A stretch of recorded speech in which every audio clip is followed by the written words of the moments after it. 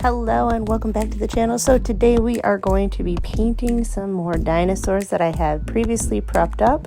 So these are the ones that I'm going to be working on today. I am going to be working on some Jurassic style flight birds.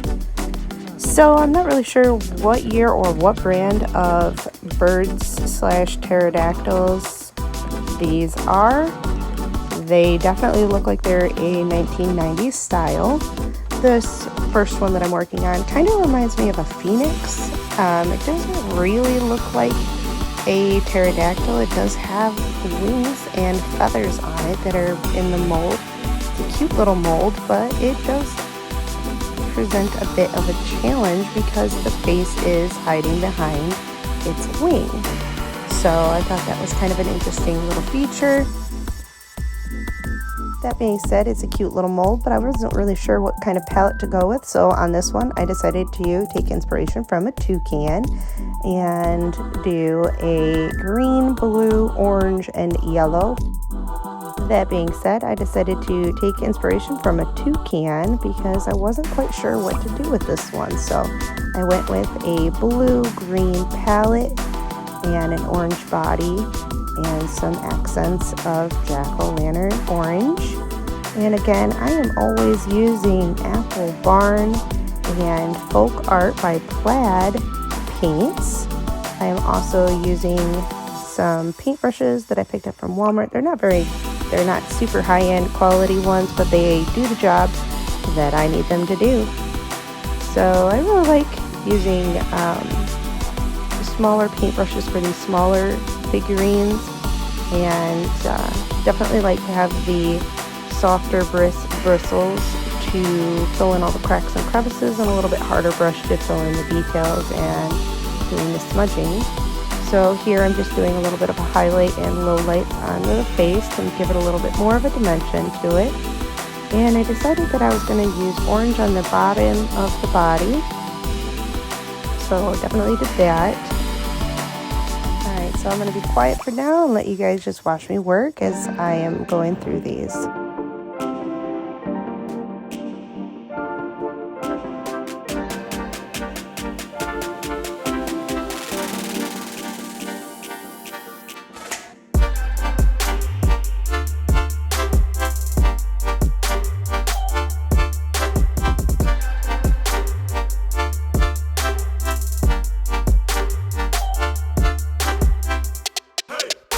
So I'm going to be quiet for a bit and let you guys watch me while I work.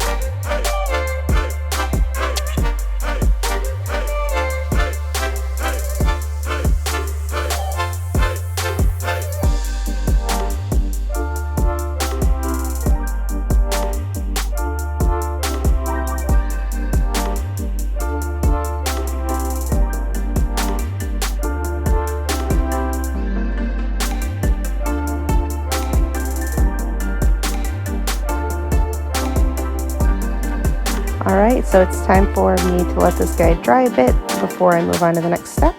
So I'm going to go ahead and start on this little pterodactyl here. This is a similar style as the last bird, and I am still trying to figure out what I should name him. I'm thinking that I might want to make a little comic book that goes along with these dinosaurs that I custom painted for my kids. Maybe some kind of a storybook with some pictures. I don't know, I haven't decided yet. But this one is a little bit smaller than the last one, so it's a little bit easier to do short order work too. I am using a bit of a dry brush technique here where I just kind of pop it in there, tap, tap, tap. At least that's the sound I make while I am painting. I am going in with some jack-o'-lantern orange. I really like that color. It really pops on this white that I have going on with the primer. I really liked this little guy. He turned out really cute. This one, I'm thinking his name needs to be George, just because he's orange. I don't know. Alright, so I decided that I would use the Folk Art metallic paint on the wings of this one. It has some really interesting cracks and crevices in this mold. I really liked it, and I really enjoyed painting over top of it and learning something new. I also used an angled brush from my little paint set that I haven't used yet. I really kind of liked this paintbrush for this particular figurine because it was able to get into all those harsh lines that I wouldn't have been able to with a rounder brush. So I really liked that. So that's definitely my experience. I'd love for for PLAID to actually sponsor me because I love their products and I give a pretty honest review of the products. I'm an amateur using them, and it's a price point that is good for amateur painters. So definitely wish they would sponsor me. Somebody could definitely let them know. That'd be great.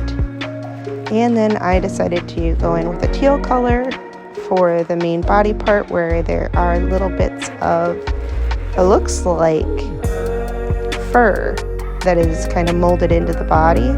Now, what it reminded me of is a bat. Like it has a bat's body. I thought that was kind of cool and interesting. If I had one of those neat tools that put fur onto things, I would have loved to have put fur on these. I don't know, it just seemed like it'd be a good idea and it would be kind of cool looking. But because I don't, I won't. And because this is a low budget operation, we're definitely not going to see something like that on this channel for a while unless you guys, decide to make me viral or something like that. So anyways, I'll shut up while I paint and you guys can watch.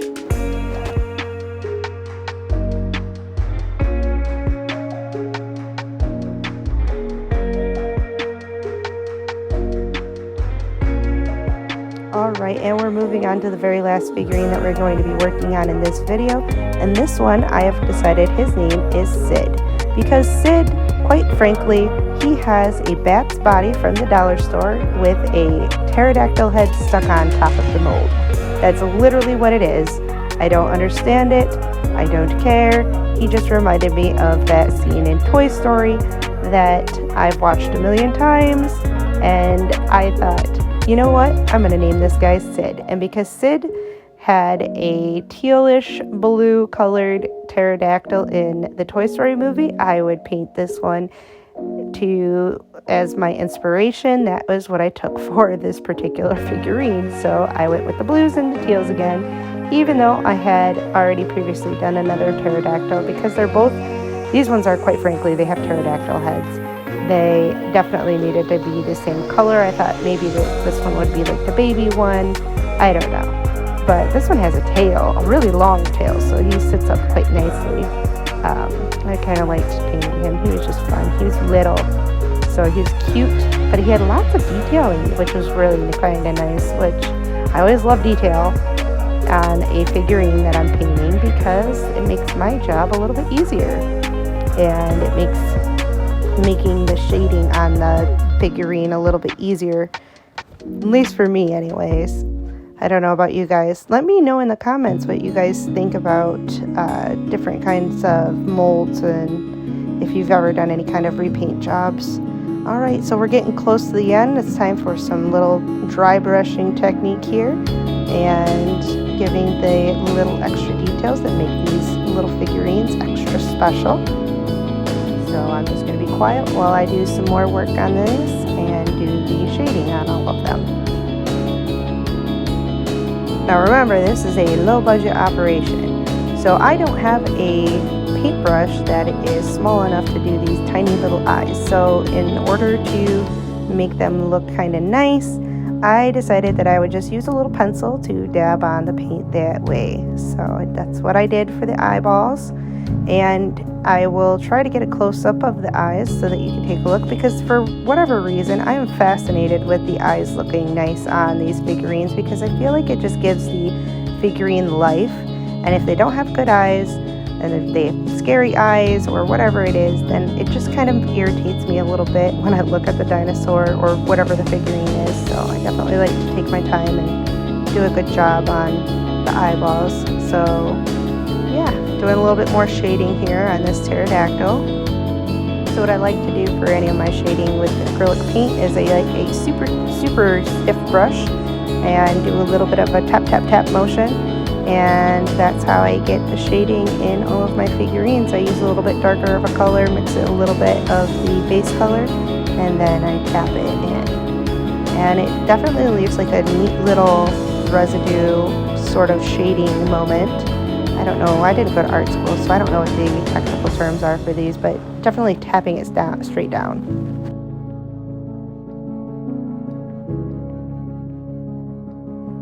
So I just definitely do that on the high points of the dinosaurs or whatever the figurine is. And then once again, I'm going in with the pencil to color in the eyes. This time I decided to go with a lime green color. And I did a little smudge on this one, so I was not very happy, so I used the eraser to kind of push it back into the eyeball socket. And then I definitely got white, and I forgot to grab my toothpick, so that is what I'm doing for the whites part of their eyes. And I definitely like to put whites in the eyes right after I do the coloring. This is just a personal preference. I have seen other people paint differently. This is just how I do them, so if you don't like how I do them, don't do it like that. I decided to do a little bit of a yellow moment as their pupils for the blue ones, and a little bit of yellow on for the firebirds is what I'm going to call them. So definitely like that. So that's about it. All right, here's our before, and you see it's a very scary looking guy. And now to the final reveal.